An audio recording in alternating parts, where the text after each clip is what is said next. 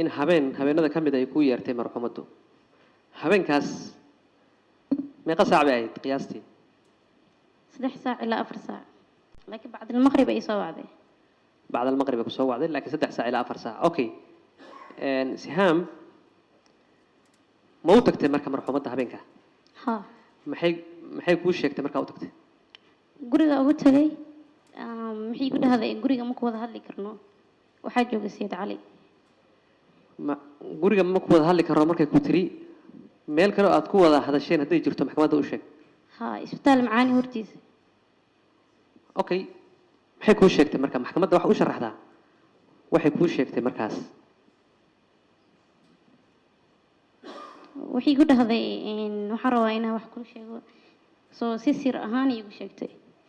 marka waxay ku dhahday waxaa jira buuq haddii sayid guriga kuga arkani yacni wuxuu dhahay wax ilmaha dhankooda ka socdo ma imaan karaan soo marka inuu khilaaf dhacaa laga yaabaa sababtaasi waa sababta aad banaanka ku soo aadeen saa maxkamaddu u sheegtay okay ayada wax la xiriira oo ay kuu sheegtay ma jirtaa waa ka baqahay igu dhahday soo wuu ii gacan qaaday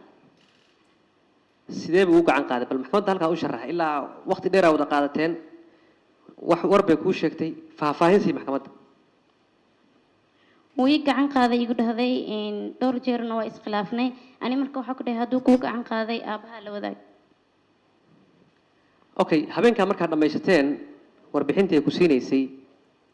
gurigaaga miyaa aaday mise meel kale aaday maxkamadda u sheeg may gurigeeda usoo laabanay gurigiina haddaa usoo laabateen maxaa dhacay maxkamadda u sharax guriga markaa usoo laabanay waxaa dhacday yacni in igu dhahday waqti dambe waay ma baxaysid joog annagoo qolka ku wada hadlayno uu soo galay isagani yaa soo galay maxkamadda u sheeg Sayid Cali hadduu idin soo galay muxuu idinku yidhi wuu qayliyey wuu buuqay marka wuxuu dhahay ma joogaysa Siham waa inay baxdaa yaa baxaya buu yidhi Siham waa inay baxdaa guriga ma joogayso kadib maxaa dhacay kadib waxaa dhacday labadoodaa murmay soo waxay ku murmeen way joogaysaa iyo ma joogayso waqti dambe waay waa joogaysaa iyo ma joogayso markii lagu murmay maxaa dhacay boorso meesha taaluu soo tuuray ayada garab kaga dhacday intaa kadib maxaa dhacay soo buuqa markuu batay uu gacan qaaday boorsada soo tuuray marka ani waa baqay adeerkaya wacay wuu ii yimid kadib ani waa iska soo baxay ayada ma ku soo raacday marka mise waa kaa hartay ma ii soo raacin gurigay ku hartay okay habka gacan qaadka habka ficilkaasi u dhacay gacan qaadka ah sida uu u dhacay macnaa waa la dareemi karaa dagaalku xadka uu gaarsiisan yahay nooca dawtirnimo ayaa ka muuqatay ma wuxuu maxkamadda waxa u sharaxdaa dagaalkaas iyo murankaas dhex maray Allahu naxariisto luul iyo Sayid Cali kadibna gacanka hadalka isu bedelay kadibna adigu aad guriga habeenka kaga tagtay maxkamadda hal mar ugu celi aad u caraysnaa soo markii boorsadu soo tuuray ani marka waa baqay waxa ku dhahay waa baxaya ayada marka way la murantay ayaga is hadal qaaday marka isaga zaid u caraysnaa si qof ay labadooda dagaal hore ka dhaxeeyay cam Sayid Cali markuu imanayay ma qolbu ka soo baxay ma banaanku ka yimi ma arkaysay meeshuu ka yimi maxkamadda u sharax qolkiisu ka soo baxay okay waa mahadsan tahay intaas ku soo koobay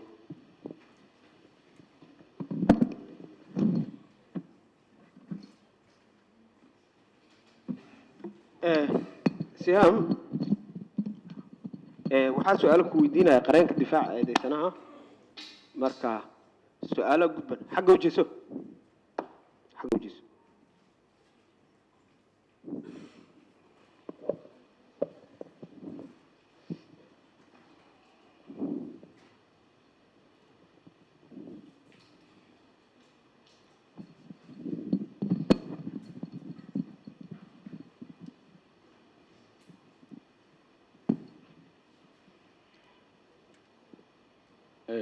Siham waxaad sheegtay in lagu yiri guriga kuma sheegi kari arrin baan rabaa inaan kula wadaago soo maaha guriga markaasi caruurta ayaa ku sugneed soo maaha ها waxaad sheegtay Siid Cali inuu gadaal ka yimid sax ها guriga inay kuugu sheegi weyso adiga iyo ayada mar haddaad tihiin inay dhibaato haysato maxaad u malayn kartaa سؤال توس ويدي محاولة أوكي. كرتها سؤال soo guriga kuguma sheegi karin hadalka ay bannaanka kuugu sheegtay مي because أسا كجري قرية asaga ayaa ku jiray guriga miya ها قول كيسو كجري hadda ka hor guriga ma seexatay يا hadda ka hor guriga ma seexatay ها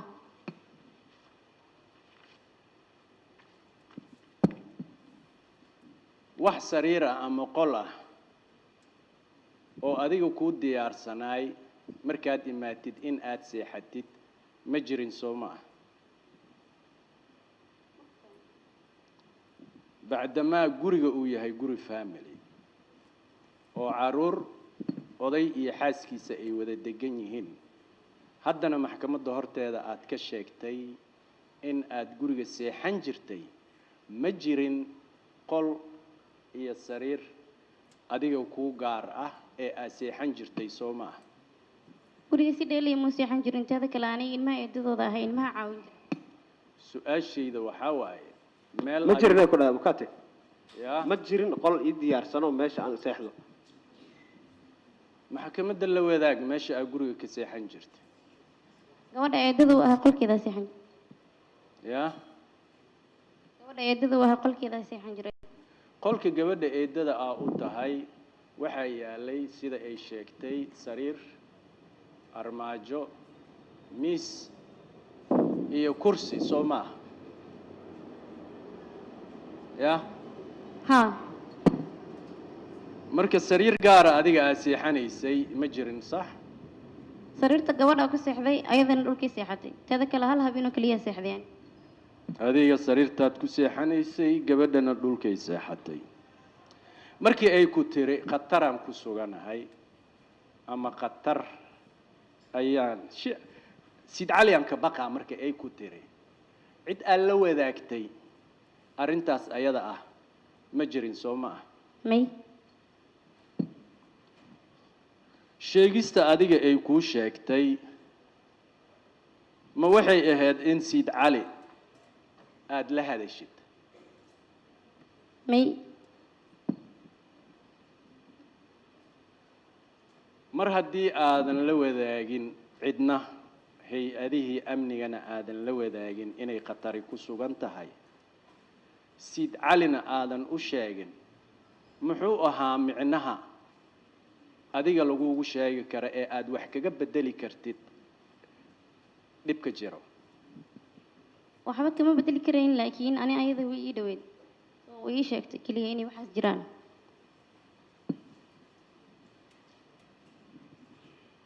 meeqa saacaad bannaanka joogteen intaa wada hadlaynay 3 saac iyo bar ilaa ay 4 saac camal ay ahayd 3 saac iyo bar ilaa 4 saac nus saac waxay kuu sheegaysay inay khatar ku sugan tahay soo maha haa banaanka ku wada hadlay markii Siid Cali sida aad sheegtay ee aad tiri guriguu soo galay waa uu yimid markaas asaga ah maxaa keenay Siid Cali inuu adiga ku dhaho waa inay baxdaa wax guriga ilmaha ka socda ma arki karo yiri adiga iyo Siid Cali wax xurgufa ma idinka dhaxaysay may caruurta haweenkaas gurigay ku sugnaayeen soo ma ah haa maalintaa jimcada ah oo habeenkaas adiga aad la kulmaysid ma habeen jimco soo galaya mise waa habeen sabti soo galaya habeen sabti soo galay okay maalintaa ayada ah oo jimcaha ah adiga xaggee ku sugnayd gurigeen ma kuu sheegtay meesha ayada ay jirtay maalintaas may ma maqashay in maalintaas Siid Cali iyo xaaskiisa ay ku sugnaayeen guriga sodogiisa haa taas waa maqlay ma jirtaa wax nabar ah ama korkeeda wax ku yaallo ay ku tustay may cid kale ay la wadaagtay dhibka adiga ay kuu sheegtay ma jirin soo maaha ma ogi taas kuma ayan sheegin waxaan arrintan u sheegay qof kale kuma ayan dhihin soo may maaha may may kuma ayan dhihin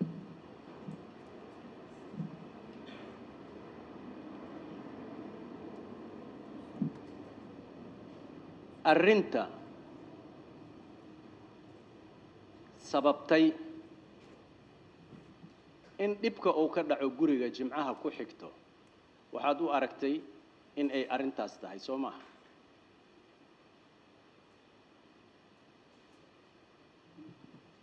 arrinta sababtay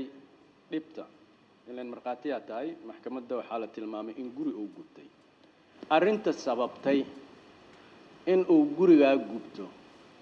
waa inta aad sheegaysid oo ahayd in khatar uu yahay abukaat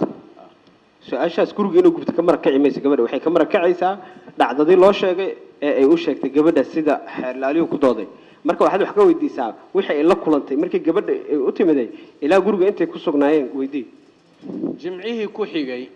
adiga guriga ma aadan imaan soo ma aha may ma joogin xilliga dabka uu dhacayay soo ma aha may ma joogin xilliga buuqa uu jiray soo ma aha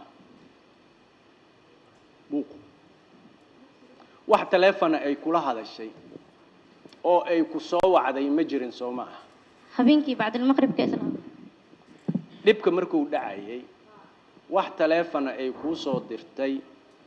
oo ay kula wadaagtay ma jirin soo ma aha may wax dhiba maysan ii sheegin laakiin caadi iskula hadal habeenkaas caadi ah iskula hadasheen waxaad u aragtay marka in wax problema uusan jirin habeenkaas soo ma aha haa waa mahadsantahay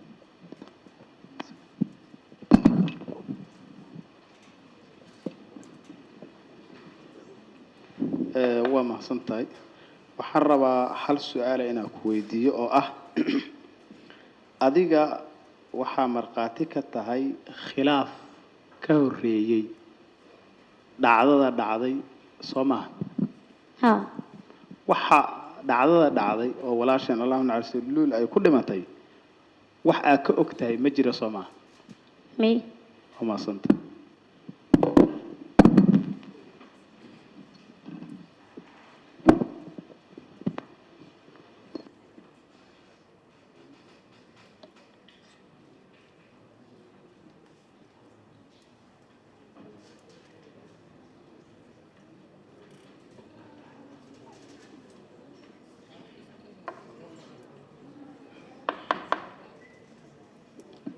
hoolka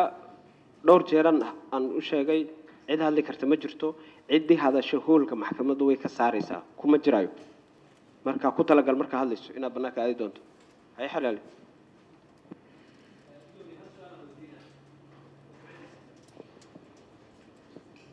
su-aashaasa noqoto su-aal furfurida oo qaryaanka uu weydiiyey waxay daba socotaa su-aasha uu weydiiyey qareenkii u dambeeyey waxa uu sheegay waxa maxkamadda horteeda u timi oo keliya khilaaf sow maaha haabay ku jawaabtay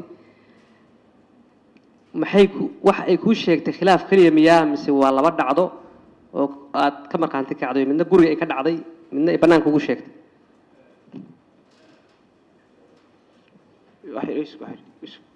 anaan ba hadlinayso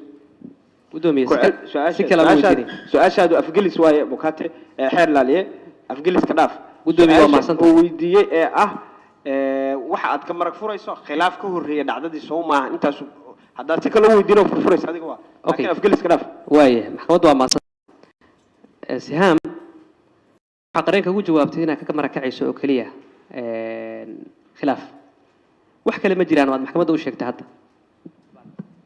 ani markii banaanka igula hadashay iyo markaa guriga usoo laabanay wax ka baxsan ma jiraan guriga markaa kusoo laabateen maxaa ka dhacay guriga